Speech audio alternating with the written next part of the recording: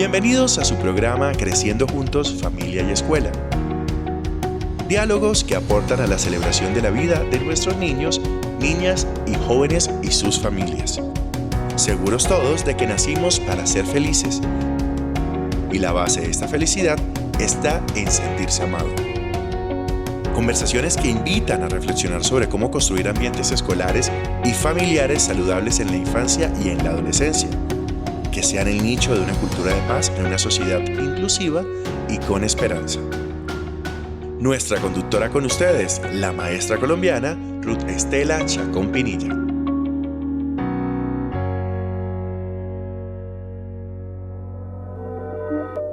Bienvenidos todos a esta temporada número 13 en Creciendo Juntos, Familia y Escuela. Gracias por acompañarnos, gracias por seguir con nosotros y compartir nuestros contenidos, que vayan impactando, vayan siendo una red para seguir construyendo estos ambientes familiares y escolares saludables. Bien, y este pretexto que siempre tenemos, encontrarnos con las palabras. Hoy con un texto, Una profe fuera de serie, escrito por Ciraldo y publicado por Panamericana en el año 2012. Quiero compartir algo bien especial y es que este libro me acompaña desde el año 2012 como un regalo que hace una estudiante y su familia a mi labor cuando ella estaba en primero. Entonces hoy quiero compartirlo porque me llena mucho de alegría que este libro haya llegado a mis manos por una familia. Y hoy voy a compartir una partecita de este libro que tiene que ver con esa grandiosa entrevista que compartiremos hoy para seguir aprendiendo. Y entonces dice así: cuando entró por primera vez al aula y dijo que sería nuestra maestra ese año, inmediatamente todas las chicas quisieron ser lindísimas y todos los chicos quisieron crecer al mismo tiempo para poder casarse con ella. La primera tarea que nos dio fue así: hizo que cada uno de nosotros escribiera el nombre de otro alumno. El nombre enterito. Es una gran ventaja saber escribir su propio nombre, dijo alegremente. Después mezcló los nombres de todos y pidió que los pusiéramos derechito, ahí nomás, en orden alfabético. Pedro Marín, Pedro Martínez. Se nos fue casi toda la hora de clase solo en descubrir que el nombre de un compañero llamado Pedro Marín debía figurar antes del nombre de otro compañero. Imagínense, se llamaba Pedro Martínez. En las clases siguientes, ella decidió dividir los alumnos en dos equipos. Nos encantó. Al comienzo eran chicas contra chicos. Como había 17 chicos y 16 chicas, ella reforzaba el equipo femenino, pero a veces su equipo perdía. Otras veces, ella inventaba equipos diferentes, morochos contra rubios, aunque propiamente rubio solo había uno en la clase. Flacos contra gordos, ¿había algún gordo? O lindos contra feos. Ahí era por elección propia. Las competencias entre los dos equipos comenzaron con el juego del ahorcado.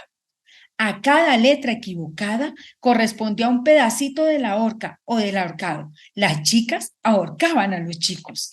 El segundo enfrentamiento, justo el segundo, fue el juego del comienzo. ¿Cuántas cosas comienzan con A? Por ejemplo, en esta etapa de la revista Rojinegro. Esta vez ganaron los chicos. Y entre otros juegos, jugábamos al juego de la rima. El adversario tenía 1 minuto para hallar la rima de la palabra dada. Después del primer partido, un chico fue expulsado porque debía rimar con la palabra rulo. Sin embargo, uno de los juegos más divertidos era el cazapalabras, descubrir dónde estaba una palabra determinada entre un montón de avisos, titulares o tapas de revistas que ella traía de su casa y pegaba en el pizarrón. ¿Dónde está aquí, por ejemplo, la palabra goma? Era una especie de campeonato donde en lugar de correr detrás de la pelota, corríamos detrás de las palabras. Y así, esta maestra fuera de serie nos fue conquistando. Era tanto el ruido y era tanta la risa y tanta la alegría que cada nada parecía la directora para averiguar qué pasaba. Están molestando las otras clases. Las maestras nos conquistó tan rápido a todos que pronto ya habían niñas llorando colgadas de su cuello y los chicos no entendían nada. Una maestra fuera de serie. Y colorín colorado, este lindo texto se ha terminado. En nuestra cabecita y en nuestro corazón ha quedado. Bien, pues pensemos en ser esas maestras fuera de serie, pero también en casa, ser esos papás, esas mamás, esos adultos que están con los niños, esos cuidadores fuera de serie. Y vamos a ver por qué. Porque con el diseño universal del aprendizaje, todos podemos generar esa confianza para aprender. Escuchemos a nuestra invitada de hoy. Bienvenidos.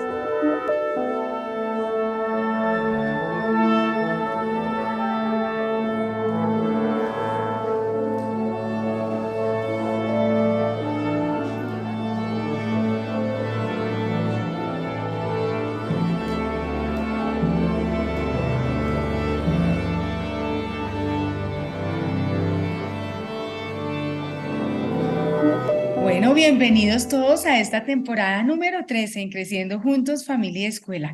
Gracias a todas las familias que hoy nos acompañan y a todos los maestros, a todas las escuelas que hoy hacen presencia en nuestra primera emisión de esta temporada número 13. Vamos a seguir construyendo ambientes familiares y escolares saludables. Vamos a seguir haciendo esos aportes para ir creciendo en familia, para ir creciendo en esa escuela y en esa educación que necesita nuestro país y el mundo entero. Hoy, muy complacida de estar en este programa en la compañía de Ingrid Marcela Moreno Perdomo, una experta en un tema que nos permitirá ver desde otra perspectiva el ser de cada uno de nosotros, tanto de los maestros, de los estudiantes, de todos los que estamos con las vivencias día a día en el ambiente escolar y en la familia. Hoy un tema esencial para iniciar un año escolar, con esas inquietudes probablemente que todos tenemos para enfrentar esos retos académicos, esas metas escolares que cada uno de nosotros nos hemos propuesto. Bien, Ingrid Marcela, buenos días y gracias por estar en este espacio de Creciendo Juntos, Familia y Escuela. Bueno, feliz mañana para todos. Maestra Ruth, mil gracias por esta invitación. Estoy muy feliz de compartir. No sé si experta, más bien aprendiz de otros maestros, de nuestros estudiantes y de familias que seguramente como hoy están interesados en este tema. Así que mil gracias por la invitación. Bueno, yo debo contarles que Ingrid Marcela es licenciada en educación con énfasis en educación especial, especialista en gerente de proyectos, magistra en educación y sobre todo en la línea de investigación, desarrollo cognitivo, creatividad y aprendizajes en sistemas educativos. Se ha desempeñado en cargos públicos y privados en el Ministerio de Tecnologías de la Información y las Comunicaciones, en la Asociación Colombiana de Sordociegos Surcoe. Ha sido subdirectora general del Instituto Nacional para Ciegos, INSI, una institución adscrita al Ministerio de Educación Nacional. Ha sido asesora de la Dirección de Poblaciones del Ministerio de Cultura, coordinadora de la pedagogía de la Clínica José Arribas, Limitada, Centro de Implante Coclear, consultora técnica de la Fundación Saldarriaga Concha y durante 10 años ha estado en la Universidad de La Sabana en la maestría de desarrollo infantil, maestría en educación, maestría en pedagogía e investigación en el aula y la licenciatura en educación infantil, liderando prácticas inclusivas y pedagogía hospitalaria. Es profesora y asesora de la maestría en educación inclusiva e intercultural de la Universidad del Bosque y actualmente es la directora de la licenciatura en educación infantil de la Universidad del Bosque. Marcela también ha participado como coautora de varias publicaciones, dentro de las que se destacan los lineamientos de política e inclusión en la educación para Colombia del Ministerio de Educación Nacional, las bases curriculares para la educación inicial y preescolar del Ministerio de Educación Nacional, el fichero de recursos pedagógicos DUA, Diseño Universal de Aprendizaje del Ministerio de Educación Nacional, los fundamentos políticos, técnicos y de gestión, Estrategia Cero a Siempre de la Presidencia de la República en Colombia, guía práctica para la innovación educativa y la creación de contenidos accesibles de la Fundación Saldarriaga Concha en Colombia.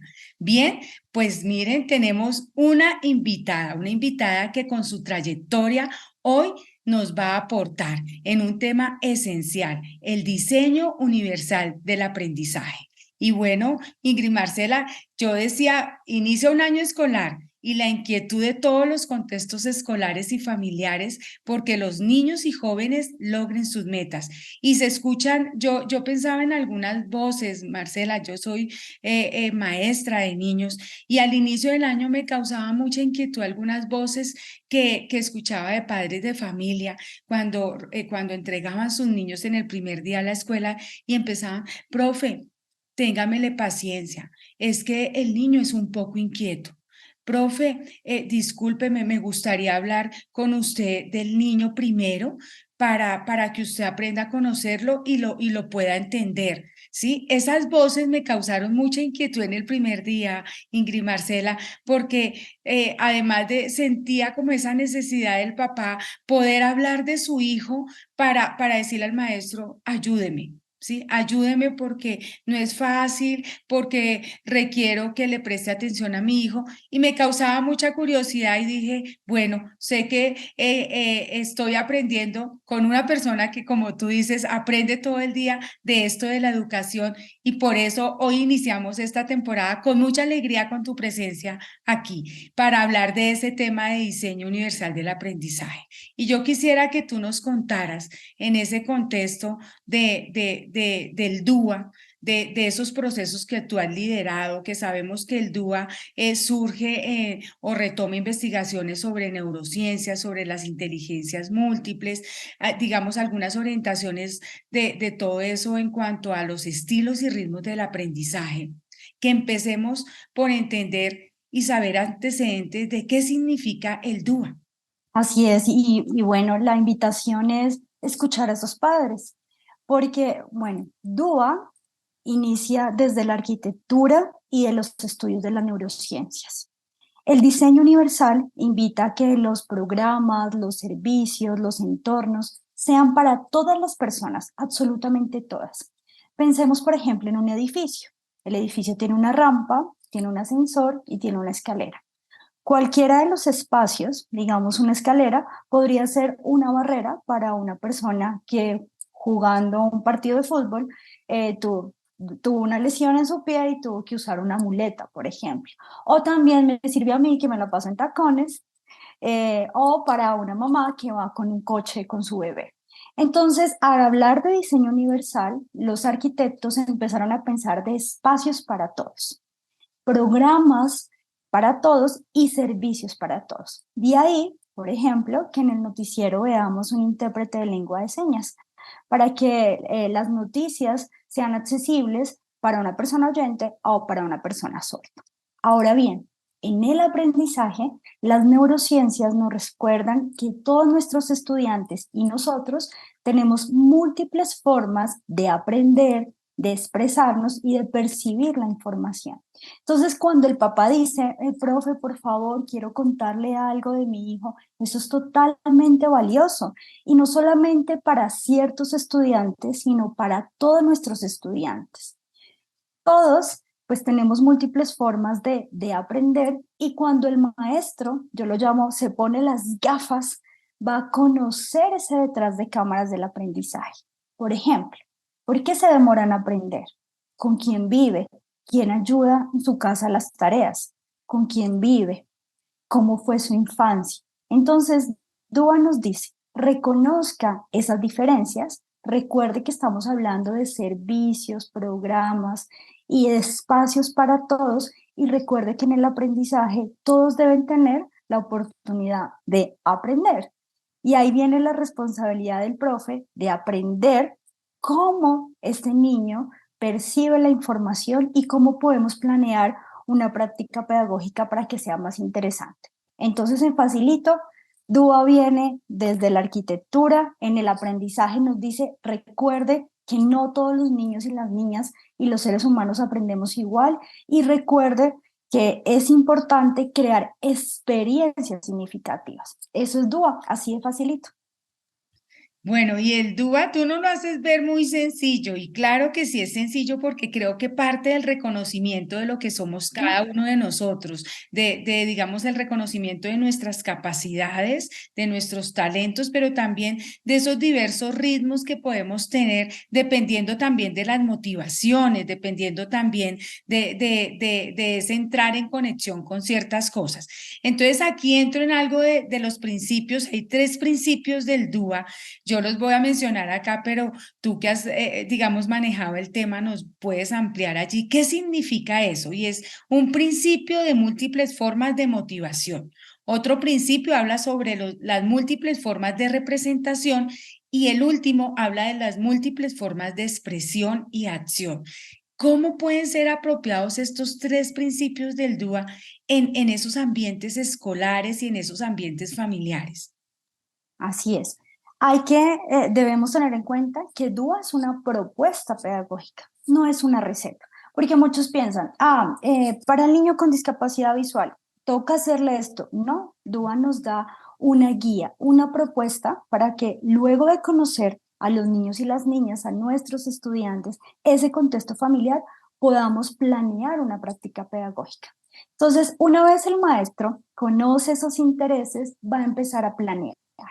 Los 3 principios nos arrojan pistas, ideas de cómo podemos enriquecer nuestra práctica pedagógica. Entonces empecemos por el primero, el más importante para mí, Motivación. y que aplica también para la vida diaria. Entonces, como les mencionaba, DUA se origina en las neurociencias. Entonces, recordemos, por ejemplo, cuando estamos enamorados, cuando llega el mensaje, cuando nos vamos a subir a un avión, cuando vamos al cajero a sacar el dinero, cuando es Navidad, cuando vamos a abrir los regalos. Entonces, esa motivación de no importa si hay que trasnochar, si hay que correr, si hay que empacar la maleta, estamos motivados. Ahora bien, pensemos, ¿qué hacemos los maestros para que nuestros estudiantes quieran estar en nuestro espacio de aprendizaje? ¿Cómo planeamos las experiencias? No son actividades sueltas, son experiencias significativas que motiven. Qué bueno, por ejemplo, que el maestro hiciera una experiencia tan significativa que hace que pasen tantos años y que el estudiante no lo pueda olvidar. Por ejemplo, cuando aprendimos mayor y menor que, yo no me acuerdo, pero cuando yo hago la pregunta, a ver, maestra Ruth, ¿cómo te enseñaron mayor y menor? ¿Cómo me enseñaron? Yo Sí. recuerdo a mi profe de primaria con Ajá. sus manos, ¿no? Con sus manos siempre indicándonos.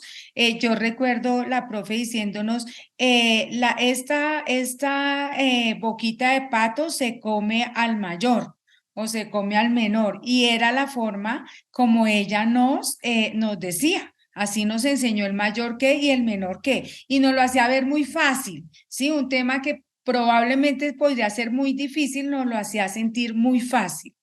Muy fácil. Entonces, fíjate que la motivación siempre va a estar. ¿Cómo hacemos que nuestros estudiantes se sientan enganchados con nuestra clase? Ese es el primer principio. Fácil. Múltiples formas de implicación. Y es múltiples porque hay varios caminos. Entonces está el juego, el arte, la literatura, todas esas actividades rectoras que hablamos en primera infancia, pero también resulta significativo cuando salimos del salón, por ejemplo. Este es facilísimo. ¿Qué tal si usted el primer día de clases está distinto, de una forma diferente? Yo recuerdo la profe, la maestra Ruth, en un ambiente universitario, el día de Halloween vino diferente, de una forma vestida, disfrazada, y eso hace que los niños y las niñas sientan una cercanía, ¿sí? Hay una implicación en el aprendizaje, hay un ambiente de confianza. Ese es el primer principio. Ahora, múltiples formas de representación.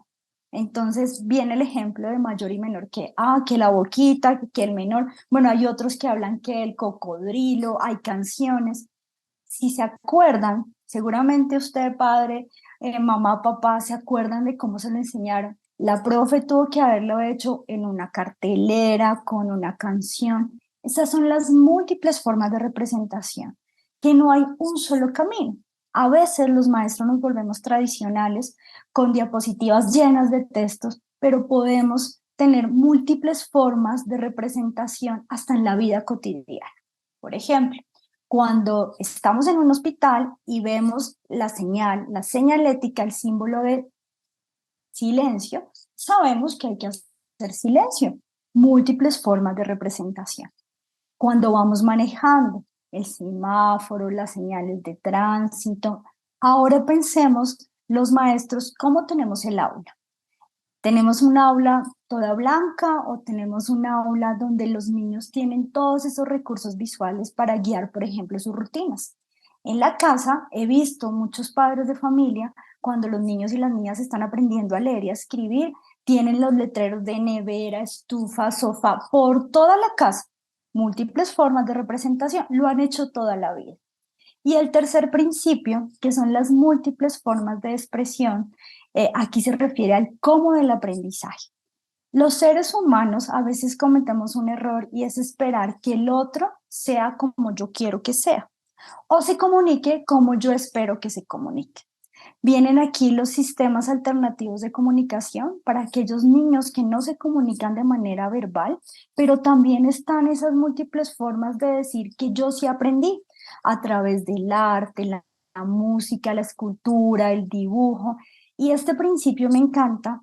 Yo lo aplico mucho con los estudiantes en la universidad, con las futuras maestras, y es que están siendo evaluadas sin saber qué es una evaluación.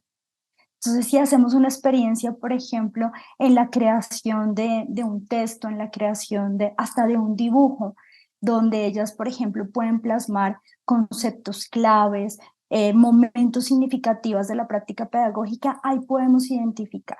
Entonces, el primero son las múltiples formas de implicación, cómo me engancho con el aprendizaje, la motivación.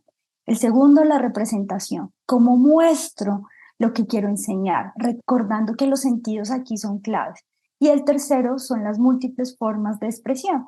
¿Cómo identifico si mi estudiante alcanzó los resultados previstos de aprendizaje? Y yo cómo puedo a través de la escucha y de la observación planear una experiencia pedagógica pues para que todos puedan aprender, siempre reconociendo y valorando esas diferencias. Bien, yo creo que estos principios, así explicados, lógicamente nos hacen ver esas posibilidades que tejemos en la escuela día a día para que nuestros estudiantes aprendan. Y digamos que nos llevan también, nos instan también a irlas buscando, a ir mirando cómo implicamos, cómo involucramos a nuestros estudiantes desde sus propios intereses, también cómo buscamos múltiples formas de aprender, acogiendo también, Ingrid, esos estilos que pueda tener cada uno. Entonces, no es un estilo único, sino es también mirando esos estilos que existen en el aula, porque afortunadamente todos somos diversos y aprendemos de maneras diferentes.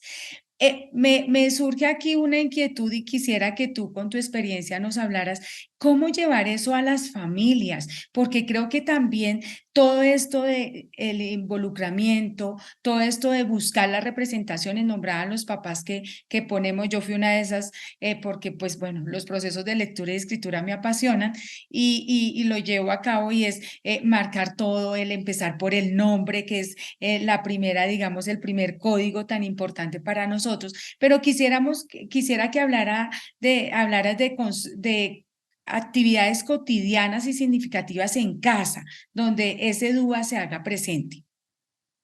Sí, bueno, el principio, algo que es clave no solamente para los niños, sino para nosotros también como adultos, es mantener esa motivación y un ambiente de confianza. Ese es el principio de múltiples formas de implicación. Y clave desde casa ese principio de confianza, Ingrid Ajá. Marcela. Claro que sí. Entonces, que el niño no tenga miedo de contarnos cómo se siente, qué le gusta, qué necesita, qué apoyo necesita para aprender. Esas son, digamos que Dúa lo habla como esas múltiples formas en que nosotros percibimos esos intereses de nuestros estudiantes y en este caso, pues de los niños en casa. Y aquí viene en ese clima de confianza cómo nosotros nos referimos. ¿Qué tal un día Y a mí me encanta mucho el feliz mañana, porque desde el primer día le estoy diciendo, desde el día, minuto uno le estoy diciendo que tengas un día fabuloso.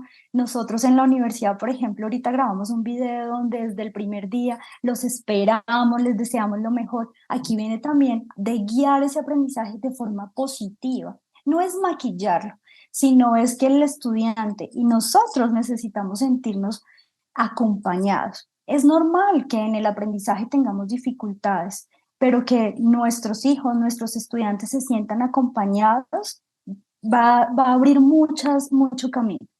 En las múltiples formas de representación hay algo que me encanta y son instrucciones claras, concretas y precisas. Y tienen que ser instrucciones muy cortas.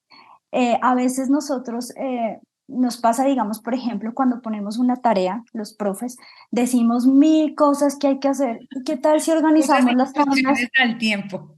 ¿Qué tal si organizamos las tareas en 3 pasos? Primero, revise las lecturas. Segundo, identifique los conceptos claves. Tercero, organice un mapa conceptual. Cuarto, verifique si cumple con los criterios de qué es un mapa. Listo, ahí le dije qué hay que hacer. No tuve que decirle, ábralo en la página 159. No, porque si yo puse las referencias. Entonces, en casa, ¿cómo se haría? Entonces, aquí vienen las rutinas. Muchos de los padres tienen también calendarios en casa. Yo me acuerdo, mi mamá que no estudió nada de esto, me acuerdo mucho que con mi hermano nos tenía un horario de quién lavaba la loza y quién sacaba la basura, ¿sí? Puede que sea algo muy tradicional, pero tener esas rutinas en casa para que el estudiante, el niño sepa en qué momento jugar, en qué momento va a ordenar los zapatos, va a ayudar en casa, hasta el espacio para ir a jugar play, no sé, es muy importante desde la primera infancia. Y esas son las múltiples formas de representación, instrucciones claras, concretas y precisas. Y la otra, que es las múltiples formas de expresión, y tú lo mencionabas al principio, maestra, los papás, ay, quiero contarle de mi hijo. No, los niños son nuestros mejores maestros y los papás, esa vocecita, nos dan pistas. Resulta que la mamá dice, es que a él le gusta muchísimo la música. ¿Qué tal si nosotros tenemos en cuenta esas habilidades, esas capacidades, pero esos gustos e intereses, ahí se une con el otro principio, para que un día, por ejemplo, si queremos evaluar, pongamos al estudiante que le gusta la música y diga, ven, ayúdame a componer una canción de los fraccionarios. Claro, eso va a ser un reto, una nueva forma de expresar y el estudiante se va a sentir protagonista del aprendizaje. Y ese es el reto de nosotros los maestros, que el estudiante no sea el que se sienta a decir, ah, sí, claro, a copiar, a tomar fotos, sino que él se involucre y pueda apropiarse de lo que queremos que aprenda. Bien, este tema nos lleva, el DUA nos lleva a pensar en algo denominado o que se ha denominado ajustes razonables. Y este tema te he escuchado a ti apasionadamente hablar de esos ajustes que hacemos en la vida cotidiana. Yo quisiera que partieras desde ahí porque te he escuchado y me parece excelente como tú nos lo haces entender. Los ajustes es un tema que, así como el diseño universal para el aprendizaje, lo hemos utilizado toda la vida, los ajustes también. Recordemos que todos nuestros estudiantes, la maestra, yo, ustedes, somos como la huella digital. Aprendemos de maneras diferentes, totalmente diferentes. Yo acá tengo calendarios, esferos de colores, hay gente que ni siquiera escribe. Cuando hablamos de ajustes, nos acordamos de esa huellita digital. Y esos ajustes están en la vida cotidiana. Entonces, la maestra Ruth dice que siempre me ha escuchado, pero es muy notorio, yo no soy tan alta, entonces para al menos tener una altitud promedio, yo tengo un ajuste en mis zapatos, uso tacones. Ese es mi ajuste, ¿listo? Otro ajuste que tenemos en casa, no sé si a ustedes le pasa, pero para alcanzar los platos en la casa hay un banquito. No sé si ustedes lo tienen, pero ese es un ajuste. Bueno, otro ajuste en el carro. Yo tengo un carro grande. Entonces, pues como es tan grande, cuando lo fui a comprar el señor me dijo, no se preocupe, este carro se ajusta a su medida. Entonces, pues puedo correr la silla hacia adelante, el timón lo puedo correr hacia mí, hacia mi pecho, pero también el ajuste que hacemos siempre es mover los espejos. Entonces, si se fijan, los ajustes son dependiendo de las características pues, de cada persona, como la huella digital, y nos permiten participar en todos los entornos. Pero estos ajustes dependen también de todos esos, digamos, de esas necesidades, como mis tacones, por ejemplo. Ahí vienen de la mano de los apoyos. Entonces, un apoyo que yo puedo tener para escribir, para que no se me olviden, es una agenda, por ejemplo. Tengo un apoyo que son mis gafas para manejar, para trabajar en el computador. Y dependiendo de esos ajustes, cuando yo conozco a mis estudiantes, puedo hacer ajustes en mi planeación pedagógica. De hecho, esos ajustes le van a servir a otros. Por ejemplo, pensemos en un ajuste de una tarea. Entonces, todos hacen la tarea, pero resulta que un niño necesita más tiempo para una tarea. Profe, es que no alcancé. Entonces, ¿qué hacemos los maestros? Ajustamos la fecha de entrega.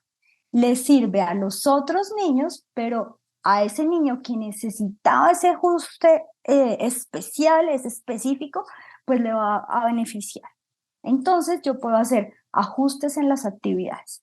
También puedo hacer ajustes en el tiempo, como les mencionaba, pero también puedo hacer ajustes en el espacio. Entonces, ¿qué tal si mi salón no es tradicional en filitas, sino lo organizo, por ejemplo, en círculo? A mí me gusta mucho eso, o en mesas de trabajo, o en equipos. Y aquí la invitación a los maestros es a hacer esos ajustes no solamente en los espacios, sino también en los contenidos. Cuando yo conozco a mis estudiantes, escucho a mi estudiante, escucho esa voz de papá, yo puedo ajustar hasta los contenidos. No, por ejemplo, puedo planear 3 temas para un día, pero dependiendo de esas necesidades, lo voy a escoger un tema. Menos es más. Y a veces estamos súper acelerados. Y aquí también vienen los ajustes en los materiales. Lo que ha funcionado mucho en Diseño Universal para el Aprendizaje DUA es que los niños también participan en la construcción de sus materiales. Entonces vi a una maestra que sin ella saber DUA, y eso hay muchas cosas en YouTube, muchas ideas, se inventó como un tobogán de las sumas y de las restas. Ella misma justo en un material pedagógico y todos los niños crearon su material. Ahí los implicó en el aprendizaje, múltiples formas de representación y múltiples formas de expresión. Las matemáticas las paso del papel y de un lápiz a un juego. Entonces, encontramos esos tipos de ajustes que solamente van a ser, digamos, formulados cuando yo conozco las particularidades de los estudiantes. Es así de fácil. Entonces, no se asusten con los ajustes. Y yo creo que esta idea de los ajustes, Ingrid, lleva a familia y escuela a trabajar junta, a familia y escuela a estar muy en conexión porque entre esos dos, digamos, esos nichos tan especiales para los niños y los adolescentes y todas las personas, pues pueden crear y construir esos ajustes que le permitan al niño confianza, empatía con su proceso de aprendizaje, creería yo. Sí, además que también nos reta a que los maestros seamos creativos, ¿sí? Y creo que todos los que somos maestros de maestros hemos cambiado más de una vez los programas, el sílabus, porque pues uno se cansa, pues yo me aburro de decir siempre lo mismo, pero también es motivar a que ese niño, ese estudiante se involucre. Entonces, ahí está la importancia de escuchar. Los ajustes siempre se han pensado como algo muy difícil.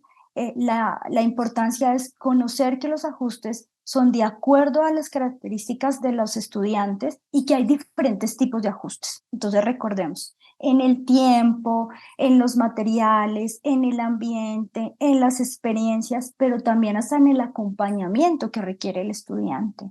Si nosotros, por ejemplo, aquí nosotros en nuestra universidad nos funciona una estrategia que se llama tutores pares, porque a veces es más fácil aprender con un amigo o con una amiga. Eso es un tipo de ajuste que yo decía, bueno, no te fue bien en esta clase, entonces, ¿qué tal si tú aprendes con Ana María? Ella te puede también apoyar en el proceso. Y no estoy utilizando la palabra ajuste, es algo que ya viene dentro de la práctica pedagógica. Bien, yo quisiera aquí, hay algo que surge en las instituciones, digamos un proyecto en este contexto, que es los PIAR, los planes individuales de ajustes razonables, ¿cierto? Para trabajar con un número de niños o con grupos de niños que tienen ciertas condiciones de discapacidad, pero pensaría que ese PIAR, ese PIAR se puede construir cada uno, ¿no? Cada uno puede caminar en esa construcción individual, en eso que me permite saber cómo aprendo, saber cómo soy exitoso en eso que quiero aprender. Sí, el plan individual de ajustes razonables es una herramienta que apoya la planeación pedagógica.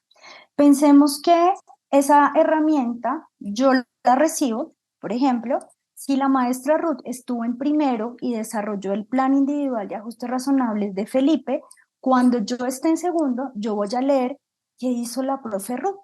Pero antes de hablar de PIAR, es importante que el maestro fortalezca su práctica pedagógica teniendo en cuenta el diseño universal para el aprendizaje y tú. Eso es lo primero. Lo segundo es identificar, conocer al estudiante, y eso lo hacemos a través de una valoración pedagógica, no el diagnóstico. Sí, puede que nos traigan el papelito que diga autista, pero como soy maestra, tengo que conocer a mi estudiante. Entonces, primero, fortalezco mi práctica pedagógica. Segundo, conozco a mi estudiante a través de una valoración pedagógica. Y tercero, identifico los apoyos y los ajustes que necesita el estudiante. Cuando yo tengo en cuenta estos tres elementos, va a ser mucho más fácil planear. Entonces, resulta que yo recibo de la maestra Ruth el PIAR de Felipe y yo veo que la maestra escribió que Felipe le funcionó aprender las matemáticas a través de la música y de movimientos corporales. Entonces yo puedo retomar esa práctica pedagógica para mi clase de sociales, por ejemplo.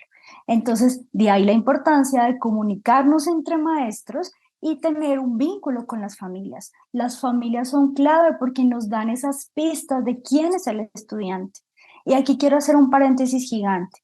Muchos de los maestros esperan un diagnóstico. No se puede atender al niño hasta que no llegue el papelito de la EPS.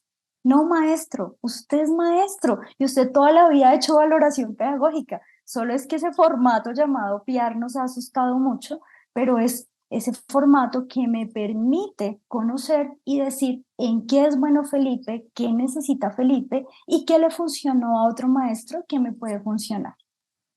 Y en ese contexto, reconocer las habilidades del niño, pero también decir, bueno, ¿y cómo entro en ese proceso del niño, en ese proceso que traía sin desconectar, ¿no?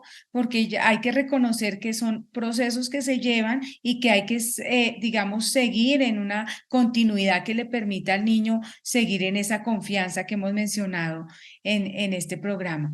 Marcela, ya para irnos, yo quisiera que nos dieras un mensaje desde este tema tan esencial, desde esta experiencia que tú tienes, desde, digamos, esta trayectoria también aportando a entidades de nuestro gobierno nacional, un mensaje a las familias sobre este tema.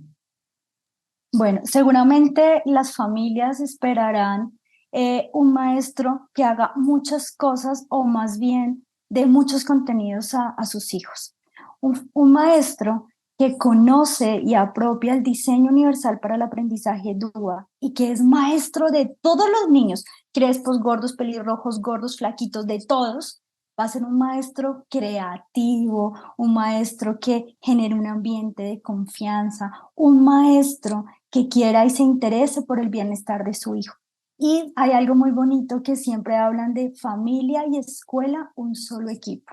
Entonces, apoya a ese maestro que se ve así como raro, un maestro que no pone planas, un maestro que es como raro, que se viste diferente. Apoya a ese maestro porque ese maestro está dejando una huella muy bonita en su hijo y va a contribuir a que sea un mejor ciudadano, que se disfrute el aprendizaje y sobre todo que tenga momentos importantes donde la experiencia es fundamental para aprender, no el maestro tradicional. Entonces, si encuentra a ese maestro, apóyelo en todo. Bueno, y si encuentra al otro maestro, pues dele pisticas o que vea el programa de la maestra Ruth. Gracias, Marcela. Tú has dicho algo bien importante y me uno a ese llamado a apoyar a esos maestros que de pronto son diferentes, que llegan con propuestas que nos pueden parecer extrañas, pero yo no aprendí así, ¿cierto? Yo no aprendí así, entonces, ¿cómo hago? Pero era mejor la plana, era mejor que me sentaran mucho tiempo a repetir. No, ese maestro que a veces se sale de allí porque tú dijiste algo y una frase muy bella, y menos es más. Muchas veces creemos que llenarnos de contenidos va a tener una experiencia significativa y resulta que menos contenido, pero con una vivencia significativa, con una vivencia alegre, con una vivencia creativa, sería muchísimo mejor. Entonces me uno a ese llamado de Ingrid Marcela para apoyar a esos maestros que vienen con propuestas diferentes y también apoyar al maestro que va en ese camino, porque indudablemente todos los maestros van en el camino de estar aprendiendo, de estar conociendo, inquietos por muchas metodologías nuevas, por nuevas formas de que nuestros niños y nuestras niñas y adolescentes aprendan. Bueno, y un mensaje para los maestros, Ingrid. Bueno, los maestros aprendemos todos los días. Nuestros mejores maestros están en el aula. Y aquí la invitación es a transformar la práctica pedagógica, es continuar actualizándonos. DUA, digamos que aparece en el decreto 1421 de 2017 aquí en Colombia, y eso, digamos, que generó mucho ruido en algunos maestros, pero desde siempre hemos hecho DUA. En pandemia, ¿quién no grabó audios? ¿Quién no grabó videos? ¿Quién no se disfrazó? ¿Quién no hizo la clase desde la cocina? Esas son las múltiples formas de representar, de expresar, de implicar. Entonces, lo hemos hecho siempre. Solamente es que esta propuesta pedagógica que viene hasta con una lista de chequeo gigante nos da pistas. Aquí la invitación es aprender también de otros maestros, ¿sí? Tener esa humildad de decir, oye, me gusta este tema que tú manejas, ¿cómo lo haces? Porque está bien que podamos aprender juntos y seguir indagando. Y pues nada, los profes siempre vamos a seguir aprendiendo. Y pues nada, aquí estamos desde la Universidad del Bosque abiertos para ustedes. Bien, muchísimas gracias, Ingrid Marcela. Creo que tu voz hoy iniciando este año escolar nos deja inquietudes, muchos aprendizajes y sobre todo esa posibilidad de crear esos ambientes de confianza, esos ambientes de aprendizaje que requieren confianza, que requieren vínculo familia y escuela y sobre todo unas nuevas experiencias, experiencias que sean significativas, experiencias que nos hagan sentir felices, porque a la escuela vamos a ser felices realmente y los ambientes familiares también, tejer esas relaciones que puedan, que nuestros niños se sientan felices y en lugares seguros, sobre todo también familia y escuela. Muchísimas gracias, Ingrid, por estar en este primer programa de la temporada 13 y a todos ustedes, muchísimas gracias por este inicio y por acompañarnos. Hasta la próxima. Mi nombre es Lida Marcela Alvarado Izquierdo, mamá de Samuel David Vega Alvarado. En el momento de nacer, mi niño sufrió una hipoxia perinatal, o sea, le faltó oxígeno al nacer, que le afectó toda su parte motriz y padece de parálisis cerebral disinética. Actualmente ya tiene 13 años, es un niño alegre, inteligente, cariñoso, está escolarizado y si Dios quiere el otro año pasa a bachillerato. A pesar de su discapacidad, tratamos de llevar una vida normal, aunque no ha sido fácil este camino, pero gracias a Dios, a la Virgen, nuestra familia, terapeutas y personas que hemos conocido a lo largo de su vida, nos han ayudado para salir adelante y obtener progresos en su rehabilitación. En Colombia, Bogotá, donde vivimos actualmente, tuvo una valoración por parte del Dr. Carlos Canencio de Biomedical Group, Medicina Integrativa, basada en medicina cuántica, que nos dieron grandes esperanzas para que mi hijo camine, coma solo, mejore su habla, en fin, que pueda valerse por sí mismo. Dicho tratamiento dura 1 año o más dependiendo del progreso del niño y este tiene un costo aproximadamente de $400 en pesos colombianos 1.500.000, que en este momento para nosotros no es posible pagar, ya que si se empieza este no se puede suspender y para ver los resultados debe finalizarlo. a las personas o fundaciones que nos quieren apoyar, ya que como padres hacemos todo por nuestros hijos y queremos que Samuel sea más feliz y pueda cumplir sus sueños de caminar solo y llegar a ser un gran guitarrista.